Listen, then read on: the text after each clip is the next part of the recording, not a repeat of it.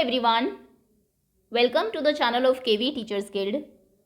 Students, today in this video we are going to start a new poem of class 3rd English which is Sea Song. Sea means समुद्र और song हम कहते हैं गाने को. तो ये जो पोएम है आपकी, सबसे पहले इसमें जो कुछ न्यू वर्ड्स, डिफ़िकल्ट वर्ड्स आए हैं उनके मीनिंग आपको बताए जाएंगे.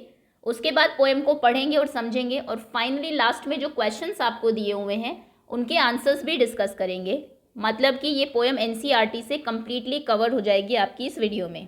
तो चलिए शुरू करते हैं. उससे पहले अगर कोई भी बच्चा नया हो चैनल पर तो आप चैनल को सब्सक्राइब कर लीजिए, बेल आइकन को प्रेस कर लीजिए. First word is found. ये जो वर्ड है ये बना है फाइंड से. फाइंड मतलब कुछ मिलना, फाउंड मतलब होता है कुछ जब आपको मिलता है कहीं से, पाया. करली, एक होता है आपका स्ट्रेट, मान लीजिए ये स्ट्रेट है बिल्कुल सीधा, इसका ऑपोजिट होता है करली, समथिंग दैट इज वेवी, थोड़ा सा ऐसे जो होता है, या फिर स्पाइरल जैसे शेप का होता है, जैसे कि आपको पोएम में भी दिखाया जाएगा. एक सी शेल है जिसमें कि थोड़े से कर्ल्स हैं, थोड़े घुमावदार जो होते हैं. ओके, इन्हें बोलती है, ये जो ऑब्जेक्ट है ये होते हैं हमारे कर्ली, जो स्ट्रेट नहीं होते. पिक करना, किसी चीज़ को उठाना. सैंड हम कहते हैं रेत को. कोल्ड मीन्स ठंडा. शेल होती है सी शेल, समुद्री सीपियाँ जो होती है. सरप्राइज हो जाना, हैरान हो जाना. एंड ट्रू मतलब सच. तो ये आपके न्यू वर्ड्स हैं, ट्रू, सच, सरप्राइज्ड, हैरानी.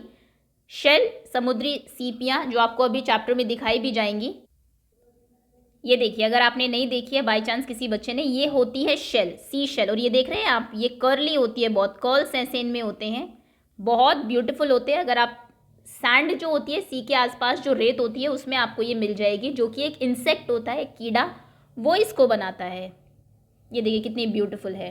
कई बार ये सी बेड में भी मिलती है, समुद्र के नीचे जो रेत है उसमें भी पाई जाती है. और ऐसा ही एक सी शेल एक बच्चे को मिला है आपके इसमें, ये देखिए ऐसा. Unit 4, have you ever collected shells. क्या आपने जो शेल्स आपको दिखाई अभी, ऐसे कुछ शेल्स कलेक्ट की है. Enjoy this poem about a shell that sings. ये पोएम एंजॉय करिए जो कि एक ऐसी शेल के बारे में है जो सिंग कर सकती है, गाना गा सकती है. Sea song. I found a shell, a curly one, lying on the sand. I picked it up and took it home, cold inside my hand. I found a shell. मुझे एक शेल मिली. ये देखिए इस बच्चे को. अ कर्ली वन, और shell जो है वो कर्ली थी, ऐसे सीधी वाली नहीं थी, कर्ल्स जिसमें होते हैं ऐसे. lying on the sand, जो कि लाई मतलब पड़ी हुई थी सैंड के ऊपर, रेत के ऊपर. I picked it up, मैंने इसको उठाया. and took it home, और उसे घर ले गया. कोल्ड इनसाइड माई हैंड, और मेरे हाथ के अंदर वो बिल्कुल कोल्ड, बिल्कुल ठंडी थी. Mummy looked at it and then she held it to my ear and from the shell there came a song soft and sweet and clear. Mummy ने इसको देखा एंड देन, और उसके बाद she held it to my ear, वो उसको मेरे कान के पास लेकर आई.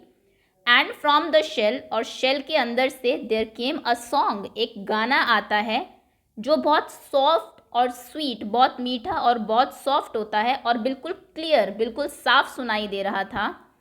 तो मम्मी उस शेल को इसके कान के पास लेके आती है, तो उसके अंदर से एक गाना जो बिल्कुल सॉफ्ट, स्वीट और क्लियर था.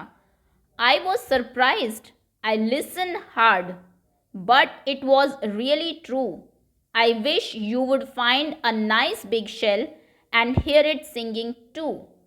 I was surprised, मैं हैरान हो गया. I listened hard, मैंने और ज़ोर से और हार्डली और ध्यान से सुना. But it was really true, लेकिन ये सच की बात है. I wish you would find a nice big shell, और मैं चाहता हूँ कि तुम्हें भी एक अच्छी सी बड़ी सी शेल मिले. And hear it singing too, और आप भी उसको सिंग करते हुए सुन सको. तो ये एक ऐसी शेल के बारे में पोएम है आपकी जो सिंग कर सकती है, जो गा सकती है. न्यू वर्ड्स हैं आपके शेल. शेल कहते हैं सीपिया, सी शेल्स जो होती है. हेल्ड करना, पकड़ना, होल्ड करना किसी चीज़ को. सरप्राइज्ड हो जाना, हैरान हो जाना. कर्ली मैं आपको बता चुकी हूँ, जिसमें कर्ल्स होते हैं, घुमावदार. बेबी कोई चीज़ जो होती है. क्लियर मतलब बिल्कुल साफ. ओके, एक बार फिर से पोएम रीड करते हैं, then we will move to the question and answers. I found a shell, a curly one, lying on the sand. I picked it up and took it home cold inside my hand. Mummy looked at it and then she held it to my ear, and from the shell there came a song soft, sweet, and clear. I was surprised and listened hard, but it was really true. I wish you will find a nice big shell and hear it singing too. ये जो word है इसको आप pronounce करेंगे you would, YOUWOULD, you would. Okay, इसी के साथ अब क्वेश्चन एंड आंसर स्टार्ट करते हैं. First question is where did the child find the sea shell. बच्चा जो था उसको सी शेल कहाँ पर मिली, तो हमने देखा था उसको सी शेल मिली थी सैंड के ऊपर, रेत के ऊपर. सो फर्स्ट क्वेश्चन का आंसर आप लिखेंगे the child found the sea shell on the sand. Find का फाउंड हो जाएगा, आंसर हमेशा आप पास्ट फॉर्म में लिखते हैं. तो बच्चे को जो सी शेल है वो सैंड, रेत के ऊपर मिली. What did the child do with the shell. बच्चे ने शेल के साथ क्या किया. So the child took the shell to his home. बच्चा शेल को अपने घर ले आया. Third question is what did the child hear. बच्चे को क्या सुनाई दिया, तो आप लिखेंगे द चाइल्ड हर्ड. हेयर का हर्ड हो जाएगा, बच्चे ने सुना. A soft, sweet and clear song. बस यहीं तक भी आंसर लिखेंगे तो भी you will get full marks. उसने एक सॉफ्ट, स्वीट और क्लियर सॉन्ग सुना.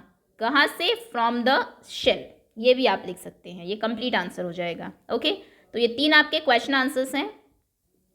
Next is word building. Pick the rhyming word from the box. Rhyming words इस बॉक्स से आपको पिक करने हैं और उनको पेयर करना है. नीचे स्पेस जो दिया है उसमें first one has been done for you. Words देखिए क्या है. Found, cold, took, sand, mummy, look, hand, sound, bold, tummy. तो आप जानते हैं फाउंड का जो राइमिंग वर्ड है वो साउंड है, तो फाउंड साउंड आप यहाँ लिख देंगे. Second cold. कोल्ड का राइमिंग वर्ड बताइए क्या है, बोल्ड, तो उसके नीचे आप बोल्ड लिखेंगे. थर्ड है टुक. टुक का राइमिंग वर्ड है look. Sand, hand, and last is mummy and tummy. ये हो गए आपके राइमिंग वर्ड, ग्रामर का पार्ट हो गया. Next is fill in the blanks with the appropriate word choosing from the box below. The first one has been done for you.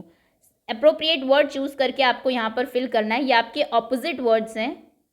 Box में जो words हैं वो है hot. hot मतलब होता है गरम. false means झूठ. short means छोटा. straight मतलब सीधा. drop करना, गिराना. soft बहुत मुलायम. went जाना, small छोटा. give देना, outside बाहर. bitter कड़वा. lost खो देना. फाउंड मतलब मिलना, इसका ऑपोजिट होगा लॉस्ट. लॉस्ट मतलब खो देना, आपने कुछ पाया और आपने कुछ खो दिया. हार्ड बहुत ही कठोर, इसका ऑपोजिट होगा सॉफ्ट. Hard, soft.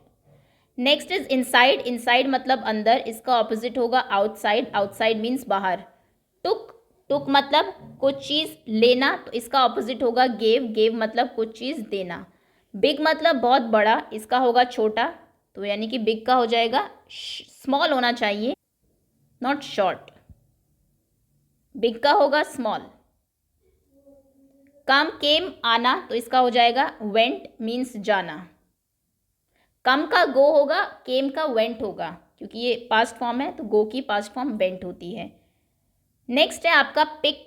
पिक करना मतलब उठाना, उठाने का ऑपोजिट होगा गिरा देना, तो पिक का होगा ड्रॉप. ड्रॉप करना. ट्रू मतलब सच. सच का ऑपोजिट झूठ होता है, यानी कि फॉल्स. करली, कर्ल्स ऐसा, इसका होगा बिल्कुल स्ट्रेट, सीधा. STRAIGHT, स्ट्रेट, बिल्कुल सीधा, जिसमें कोई कर्ल्स ना हो. कोल्ड मतलब ठंडा, इसका होगा हॉट, गरम. स्वीट मतलब बहुत मीठा, इसका होगा कड़वा. कड़वे को इंग्लिश में कहते हैं बिटर. टॉल मतलब बहुत लंबा, तो इसका होगा शॉर्ट. शॉर्ट मतलब छोटा. ओके, तो ये आपके ऑपोजिट वर्ड्स हैं. ये भी ग्रामर का एक पार्ट है, इसको भी लर्न कर लीजिएगा. Let's write. चलिए लिखते हैं. The sea is big. The sea is big. It is very very big. समुद्र जब वो बहुत बड़ा है, बहुत ही ज़्यादा बड़ा है. You can not see the other side of the sea. आप समुद्र के दूसरी साइड नहीं देख सकते. इतना बड़ा समुद्र, आप इधर खड़े हैं तो दूसरी तरफ क्या है वो आपको नहीं दिखाई देगा. You can cross the sea in a ship. लेकिन आप एक सी को क्रॉस कर सकते हैं, किस में, एक शिप में, एक जहाज में. But you must go for many many days. लेकिन आपको बहुत बहुत दिनों तक शिप में ही रहना पड़ेगा. कई दिनों बाद जाके आप क्रॉस कर पाएंगे. क्वेश्चंस देखिए क्या है. First is the sea is very very dash, समुद्र क्या है, बहुत बहुत बड़ा है या फिर फार दूर है, तो सी इज़ वेरी बिग, बहुत बड़ा है। You can not dash the other side, आप दूसरी साइड को क्या नहीं कर सकते, सुन नहीं सकते या देख नहीं सकते, तो सी देख नहीं सकते, यानी कि यहाँ पर आप सी लिखेंगे। You dash can not cross the sea, आप सी को क्रॉस कर सकते हैं, नहीं कर सकते हैं, तो यहाँ पर कैन आएगा।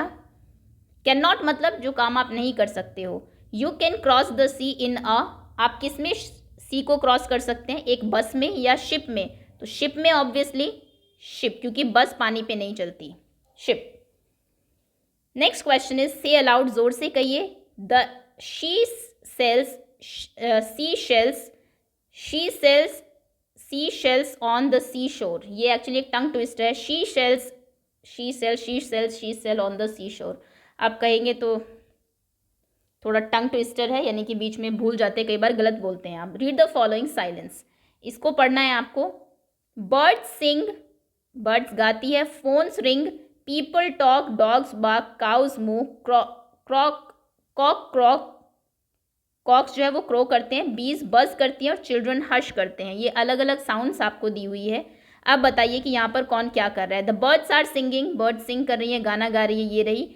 काउ मूविंग, काउ मूव कर रही है, ये रहा। The phone is ringing, phone ring कर रहा है। The dog barking, dog bark कर रहा है, इसको यहाँ से मैच कर दीजिए। द कॉक क्रोइंग, कॉक जो है वो क्रो कर रहा है, तो इसको आप यहाँ से मैच कर दीजिए। Okay, and that's it. इसी के साथ आपका चैप्टर फिनिश होता है। कुछ नए वर्ड्स आपने सीखे, पोएम आप सभी को समझ में आ गई होगी, क्वेश्चन आंसर्स भी क्लियर होंगे कैसे आंसर्स करने हैं। So thank you so much for watching. Quiz इसकी अपलोड की जा चुकी है, आप टेस्ट कर सकते हैं कि कितने अच्छे से आपने चैप्टर को समझा है। Thank you so much.